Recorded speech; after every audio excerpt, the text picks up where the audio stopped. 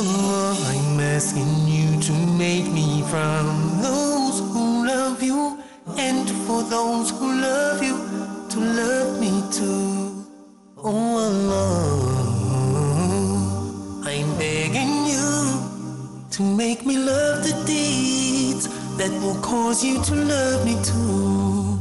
Oh Allah, there is nothing that can compare to the wonder and the joy you bring. Oh Allah, you can fast and pray all day and give your money away, but if you don't love for Allah's sake alone. Bismillah, walhamdulillah, wassalatu wassalamu ala rasulillah, wa ala alihi wa sahbihi ajma'een, amma ba'd. Welcome to this latest episode of The Strangers, wherein we have been going through the hadith of the Prophet sallallahu alaihi wasallam, where he said that Islam began as something strange, and it will once again return as being something strange. So give glad tidings to the strangers. And so the question that comes to the mind of every single Muslim today is that after Islam began as something strange in the time of the Prophet sallallahu alaihi wasallam, has it returned today as something strange? Meaning, are we today living in that strangeness that the Prophet sallallahu alaihi wasallam spoke of 1400 years ago? Or has that strangeness not come? And so the reality is that the strangeness of Islam, it can come at different times, in different places, in different eras.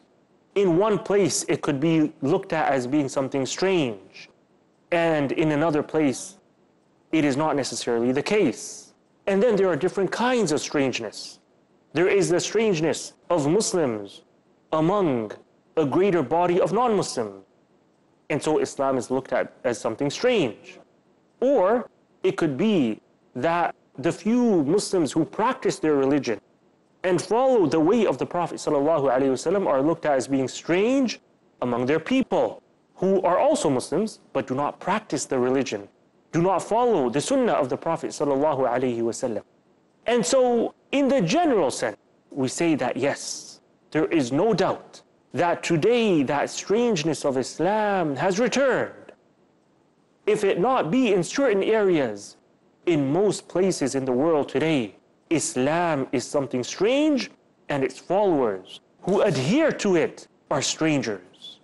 Whether it be Muslims living in non-Muslim societies, or Muslims living in Muslim majority countries who practice Islam according to how Allah wants us to practice it, and yet among their own people, among the Muslims themselves, they are looked at as strangers. There is no doubt that this exists today in our world. And this is the whole reason why we are, discussing this hadith of the Prophet ﷺ, because of the strangeness of Islam that has returned to this world. Now, if we are to examine the causes for this strangeness today, what are the causes that led up to the strangeness of Islam in the world today? Now, if we were to look into the causes of the strangeness of Islam, what led to Islam becoming strange in our world today, after it was not something strange in the time of the Prophet ﷺ when he died, and after him when the companions carried on the message of Islam to the horizons, and Islam spread and it was prevalent among the nations? What happened? What led to the demise, and what led to Islam becoming strange once again? If we were to look at the causes, there are many. And there are so many that we cannot really cover them all. But let us go through some of these causes, some of the causes behind the strangeness of Islam returning to the world today. The first main cause behind Islam returning as something strange is a natural cause, and that is the distance from the time of the Prophet ﷺ, from the era of the companions until today. And so the further we go the worse things are going to get, and the more Islam is going to become something strange.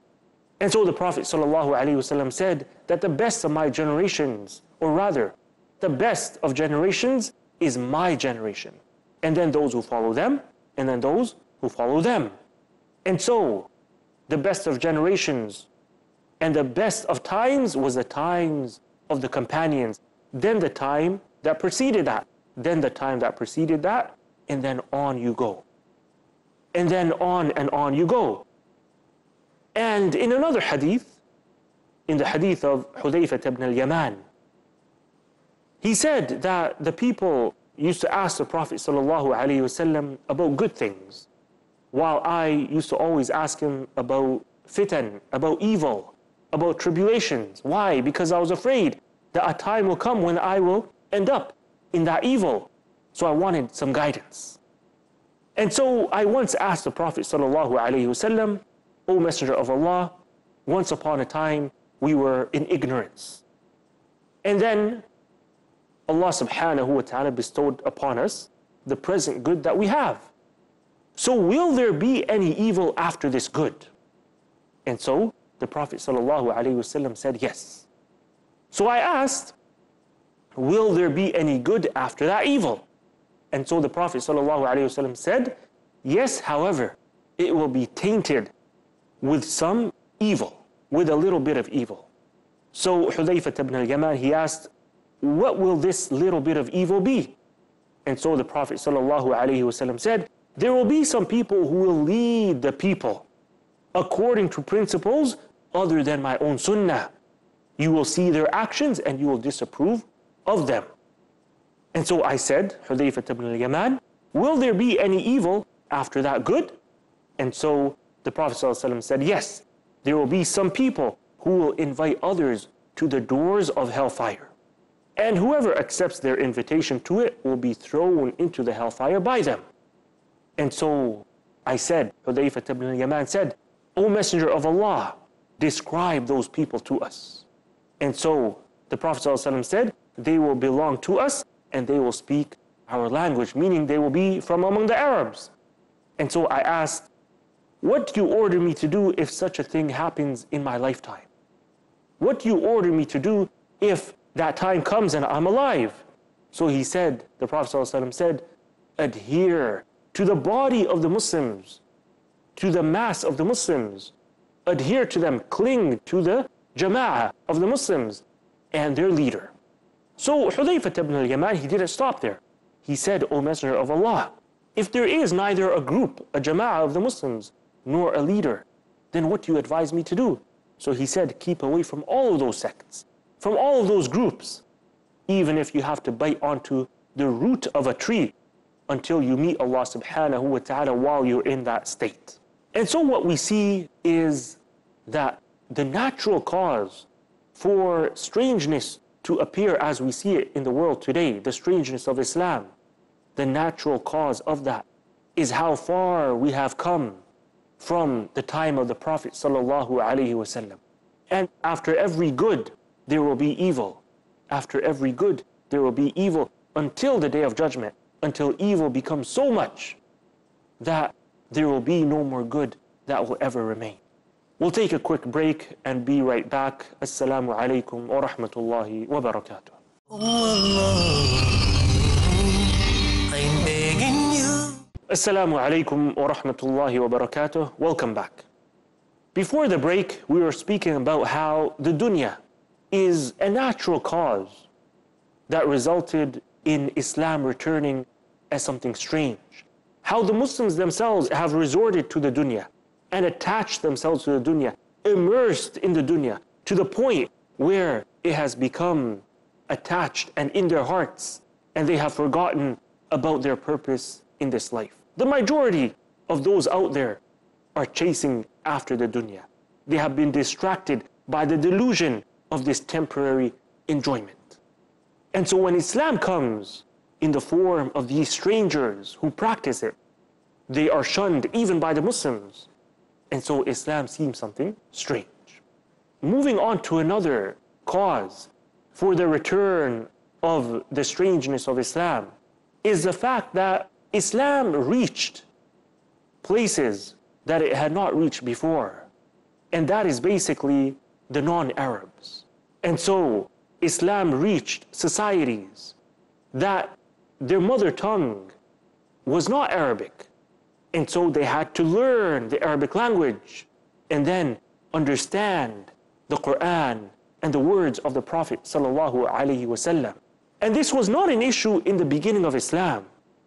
It was not an issue when the companions, they conquered non-Arab lands such as Persia and beyond, Khurasan and beyond that.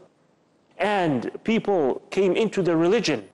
And so right away they learned the Arabic language in order to understand the words of Allah subhanahu wa ta'ala.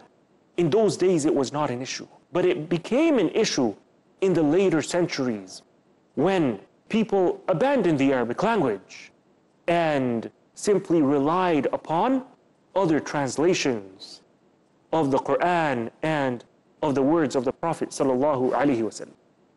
And so what this did is that it created a barrier between the revelation and properly understanding it, because the revelation came in the clear Arabic tongue. Not only that, but it also introduced customs and traditions that are foreign to Islam.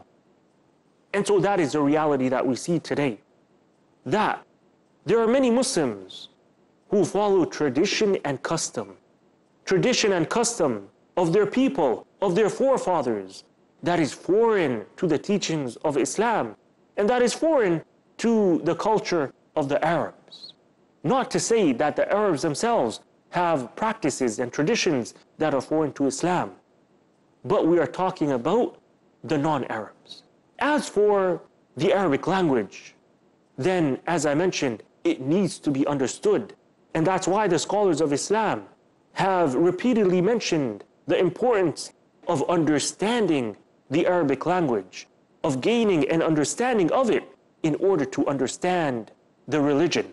That's why Imam Shatibi, the famous scholar, may Allah have mercy upon him, he says that the Sharia is in the Arabic language. And so if it was in Arabic, no one can correctly understand it except one who correctly understands the Arabic language. And Ibn Taymiyyah, may Allah have mercy upon him, he also says that the Arabic language itself is part of Islam, and knowing Arabic is an obligation. If it is a duty and an obligation to understand the Qur'an and Sunnah, and they cannot be understood without knowing Arabic, then the means that is needed to fulfill that obligation is also an obligation. And so he viewed that understanding the Arabic language, studying it, learning it, is an obligation in order to understand the Qur'an. And so we can see that one of the causes behind the strangeness of Islam returning in our times is the many non-Arabs who embraced Islam, and with them they brought their baggage, and they did not pay any attention to learning the Arabic language. In fact, today, the majority of the Muslim population in the world are non-Arabs. And so it is natural for the strangeness of Islam to return. Among the causes of the strangeness of Islam returning to the world today, especially in Muslim countries, is the external enemy. And so in the past centuries, in the days of colonization, when the European powers came and colonized vast parts of the Muslim world and divided the Muslim world among them, colonizing it, what they did is that one of the main goals that they had is to separate the Muslims from their religion and from their book, from the Qur'an. And so one of the things that they strive to do is to separate the Muslims from their scholars. And so they would discredit the scholars. They would diminish the status of the Muslim scholars who taught the people their religion and the preachers of Islam, and said that these people are nobodies. Instead, what did they do? They took intellectuals, smart young individuals from the Muslims, brainwashed them, took them back to Europe, and taught them in their institutions, in their universities. And then these same individuals came back to the Muslim countries and became looked at as the role models as the intellectuals, as the scholars who we should follow. And so they brought with them the entire culture of that society. And so Islamic culture became replaced by this Western, foreign culture. And so without a doubt, colonization had a huge impact and was one of the main causes behind the strangeness of Islam to return today. And so that is why in many Muslim countries where colonization took place, we find that the preferred language is not the Arabic language. Rather, it is a foreign language, the language of those who colonized, whether it be English or French. We find that the customs, the clothing, the food, their way of living has come and replaced the way of the Muslims. And so without a doubt, now when a Muslim, he studies the religion, and the Muslim sister, after studying the religion, decides to wear hijab, she's looked at as a stranger. The Muslim brother, who after studying the words of the Prophet ﷺ, he decides to grow his beard, in this society he's looked at as a stranger because the colonizers, they made the women to remove their hijab. And they encouraged that, and they encouraged the men to shave their beards. These are just two common examples. There are so many other examples that could be mentioned. Among the causes of the strangeness of Islam to return to the world we live in as we see it today is the disunity of the Muslims. And so when the colonizers came and divided the Muslims, in today's world, they divided them along the lines of ethnic and language borders. And so they divided the Muslims. And in many cases, even the same language and the same ethnic background has been divided into several countries. And so the disunity of the Muslims is one of the main causes for the strangeness of Islam to have returned. And so when a Muslim calls for the unity of all the Muslims, the Arabs and the non-Arabs, he's looked at as being strange. How could you unite us? And so we could see that disunity is one of the causes for the strangeness of Islam to appear in the world today. And that's why Allah subhanahu wa ta'ala forbade us from becoming disunited. And so Allah said, وَلَا تَنَازَعُوا فَتَفْشَلُوا وَتَذْهَبَ رِيحُكُمْ. Do not become disunited. Do not dispute among yourselves so that you lose your momentum. And Allah subhanahu wa ta'ala said, وَاعْتَصِمُوا بِحَبْلِ اللَّهِ جَمِيعًا وَلَا تَفَرَّقُوا. Hold on to the rope of Allah subhanahu wa ta'ala and do not become disunited. Moving on to the next cause among the causes of the strangeness of Islam to return to the world we live in today is that the Sharia has been abandoned. Implementing the law of Allah subhanahu wa ta'ala in the world today has become abandoned. Implementing the constitution of Allah, the Qur'an, has become abandoned, and it has been replaced with man-made laws. And this is also one of the results of colonization, where they came and brought in their laws. But the fact that the Sharia is not being implemented, it is missing, it is absent, it causes the Muslims to become disconnected from it. And so when you come and teach the Muslims that this is the law of Allah and not this man-made law, you're looked at as being a stranger. What are you saying? This is something strange, because they have been disconnected from the law of Allah subhanahu wa ta'ala. And that's why the Prophet sallallahu alaihi wasallam alluded to this when he said, from among my followers there will be some people who will consider illegal sexual intercourse, zina, to be legal. They will consider wearing silk for men to be legal. They will consider drinking alcohol to be legal, and they will consider the use of musical instruments to be legal. And so they will legalize what was haram in the law of Allah subhanahu wa ta'ala. Finally, among the causes of the return of the strangeness of Islam to this world is the internal enemy. And they are none other than the hypocrites, who in today's world, in the Muslim world, are basically the secularists, the liberals, who claim to be Muslims, who claim to be one of us, who claim to be working for our cause. But the reality is that they are working against Islam and against the Muslims. They have hidden agendas. They want to separate Islam from the society. And so they want to implement what happened in the West, what happened in Europe, of the separation of church from state. And that's why Allah subhanahu wa ta'ala warned us, the greatest warning. And so Allah said, هُمُ الْعَدُوُّ فَاحْذَرْهُمْ. They are the enemy, so beware of them. They are the enemy, so beware of them. And so the hypocrites, they hate Islam, but they're not able to express their hatred. That was in the time of the Prophet sallallahu alaihi wasallam, and even in today's time, in Muslim societies where Muslims are the majority, they're not able to openly proclaim their hatred for Islam. So they cover themselves with the mistakes of the Muslims to demolish the foundation of Islam. And so one of their signs is that when the enemy attacks the Muslims, they remain silent. And when the Muslims make a mistake, that is when they emerge. Also, the one who says there is something called liberal Islam, either he doesn't understand what Islam is, or he doesn't understand what liberalism is, or he doesn't understand them both. And he attempts to combine two opposites that can never be combined.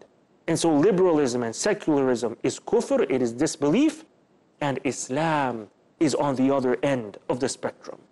And so these individuals, these secularists who are calling for a modern version of Islam, without a doubt, they are one of the causes behind the strangeness of Islam to appear in the world today. That is because many Muslims have followed them and think that their version of Islam is the true version of Islam. And so they think that secularism, that democracy, that liberalism, it conforms within Islam, and there is no contradiction between the two. But the reality is that these are the hypocrites, and these are the individuals who cause Islam to become something strange in today's world. That having been said, we conclude this episode of The Strangers. We'll see you again on another episode of The Strangers. Until then, subhanak Allahumma wa bihamdik, ashhadu an la ilaha illa ant, astaghfiruka wa atubu ilayk. Wassalamu alaykum wa rahmatullahi wa barakatuh. Oh Allah, I'm asking you to make me from those who love you, and for those who love you to love me too. Oh Allah, I'm begging you to make me love the deeds that will cause you to love me too. Oh Allah, there is nothing that can compare to the wonder and the joy you bring. Oh Allah, you can fast and pray all day and give your money away, but if you don't love for Allah's sake alone,